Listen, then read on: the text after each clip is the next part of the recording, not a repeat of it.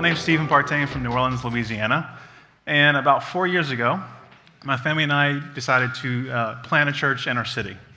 And so what we did at the time, I had a full-time job in operations management and business development. And so really just moved into a neighborhood and decided to have a missional community, get to know people, and just reach as many people as we could on the ground in real life. And so never thought it would be anything large, other than just a neighborhood missional community. And so in that process, as we were doing that ministry and moving forward, God tended to change things on us, what he tends to do quite a bit. And so there was an opportunity to replant an older, really dead church in the upper Ninth Ward, Bywater of New Orleans. And so God, in kind of an incredible way, brought that to us. And we ended up with the property with no debt right in the middle of the Ninth Ward. And we asked this question. We said, how can we leverage this property for the kingdom of God in our city? How can this resource be used to engage our city and to engage others? And for us, this was our answer. Hard for New Orleans, there you go. It was business as mission and business for mission. So we felt called to start a missional business in this space that would be business as mission. It would operate as a part of our mission to the neighborhood, but also would set the stage for business for mission, to build relationships, to share the gospel, and to dig deeper into everyday people in our neighborhood and their lives. So we believe this, that financial subsidy and missional outreach don't have to be separated. They can be part of the same thing. And so in a missional business and in this call, we felt like we needed to put those two things together to engage our city. And so we got some friends together. I worked in the nonprofit world beforehand, and so I met with my friend Katie Williams, who has a restaurant called Koreal, which is Korean and Creole fusion food. If Jesus made food, he would make Korean and Creole fusion food. I also met with my friend Zada. She has Miss Gloria's Kitchen, which is incredible vegan food, which I did not know existed until I ate it from Zada. And we sat down together and we said, we have this property that God gave us in a miraculous way. How can we leverage it for the kingdom? And in our city, the food and the culture of New Orleans is unlike anywhere else. It's incredible. But the people that made the food and the culture of New Orleans are mostly people of color in our neighborhoods, the 7th, 8th, and 9th wards. And they don't have access or opportunity to be able to profit from the culture and the food that they actually created. And we said, what if our church took a step to leverage this space to create something that we want to call Grace in the Bywater? It's a space that's for the renewal of all things. And really, Grace in the Bywater is this. It's a concept called community kitchen share, okay? Community kitchen share. And so what we're doing is we're raising money as a church to renovate this space into a brand new commercial kitchen. So fully functioning commercial kitchen with an indoor seating space, with an outdoor patio, and a massive back lot, huge green space in the middle of this neighborhood. Like just behind us, they had a $50 million condo development in this space. We have this green space that doesn't exist in our part of the city. And so we decided, let's build this space out, and what we're gonna do is create super affordable day rates for entrepreneurs, food entrepreneurs in our city.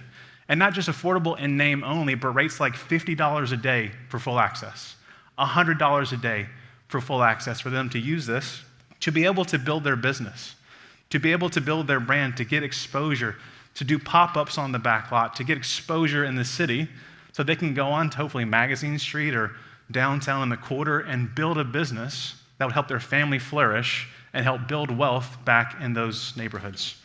And so God did a pretty incredible thing so far. He's brought that team together. And so we've been able to raise about 90% of the money we need to finish the project. It's pretty cool. If you can't tell, I'm a white guy. And our neighborhood is very diverse. And most of our staff that came together, I said, it has to be at least me, but it can't be more than me.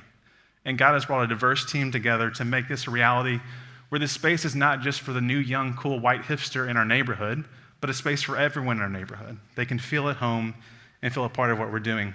And so this is what I hope will happen, is that we build out this missional business and others long-term with this community kitchen share. And my hope is to subsidize 100% of salaries and of utilities at our space. We're a small church, small community church. I want to subsidize all of that so we can tell people that all the money you give doesn't pay my salary and doesn't cover a light bill. I think in a post-Christian culture, we have to do things that seem strange, like that, to get a hearing with people that will never come to church and will never listen to our message apart from that. So locally, we hope to be able to build this out to fund our mission while also reaching people at the same time. But also think this, for missional thinkers, missional people, we tend to stay very theoretical sometimes. We love to read the books and to dig into the thinking, but everyday regular Christians and churches need practical steps to be missional. And as churches and urban locations have resources and buildings, they are dying and they become condos, they become all kind of things in our cities.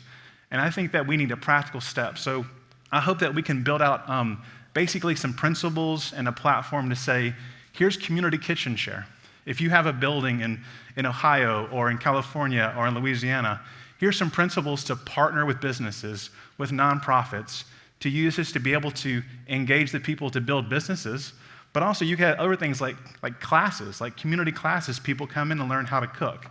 You can have all kind of things that come out of that space for the good of the neighborhood. So I think it'd be a practical step for people as well. And so far, we had a pop-up during the pandemic kind of as a test on our back lot. And in 2 days, during the pandemic, our entrepreneurs brought in $2,300. And in that, all the money went to them, all the money went to pay their people. And the average hourly rate for the workers was $16 an hour, right? So it wasn't just $8 an hour to get by, but to empower people, to make them entrepreneurs and to be able to provide for their families. And so also what we're doing as well is we kind of have a little cohort of other church planners in the city. There are 4 in the cohort that I'm running right now. And we want to have church planners that do missional business as church planting. We want to create a culture in our city where if you're going to plant a church, you can do it in a traditional way. We need that for sure.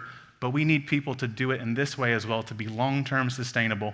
Because we all know that guys go into urban context and money is always a problem. Money is always what kills urban sustainability in church planting. And I think this can be a path forward.